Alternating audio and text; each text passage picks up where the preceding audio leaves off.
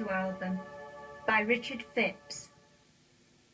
In the White Willow's home for old people, slumped down in an old rocking chair, sat Flo, who had just reached 100, bright-eyed and with snowy white hair. She was clutching an old photo album, with pages well faded and worn, containing the span of a lifetime of old Flo, since the day she was born.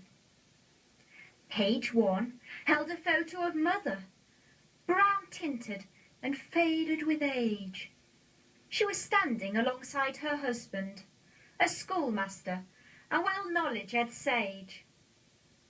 Below was a picture of Florence, a couple of days old, nothing more. Stark naked she lay by the fire, on an old sheepskin rug on the floor. Flo flicked through the pages at random, to pause whenever she'd find a picture that brought back a memory through the veil of a wandering mind. There at 18 she stood at the altar, in a gown that was flowing and white. 'Twas the first time she'd parted from Mother.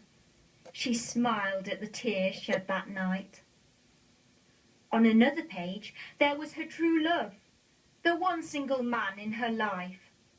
Hand in hand, there they stood at the station, the brave soldier boy and his wife. As she gazed at the snap, her eyes watered. With the very next photo, she wept. There it was, the field of white crosses, and the spot where her one true love slept. From there on, the photos looked different.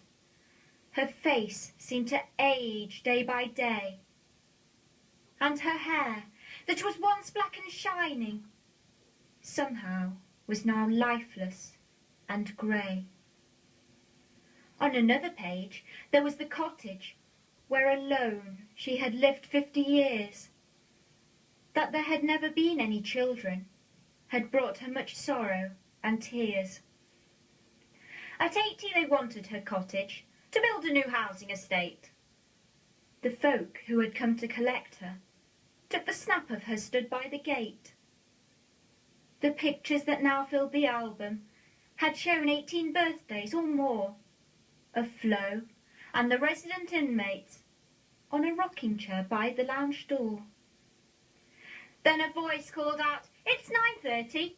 Come on, folks, it's time for your bed." The rocking chair stood still and silent. When they checked it, they found old Flo dead. There was no one to weep at the graveside, no family to mourn at the loss. 100 years counted for nothing except the word Flo on the cross.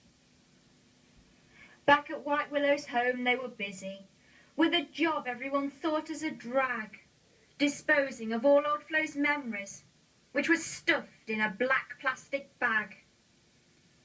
The dustbin man came on a Friday and loaded his van with a sigh. On the top was an old open album, showing Flo looking up at the sky. In the White Willow's home for old people, slumped down in an old rocking chair, sat Ted with an old photo album, who was 80 with silvery hair.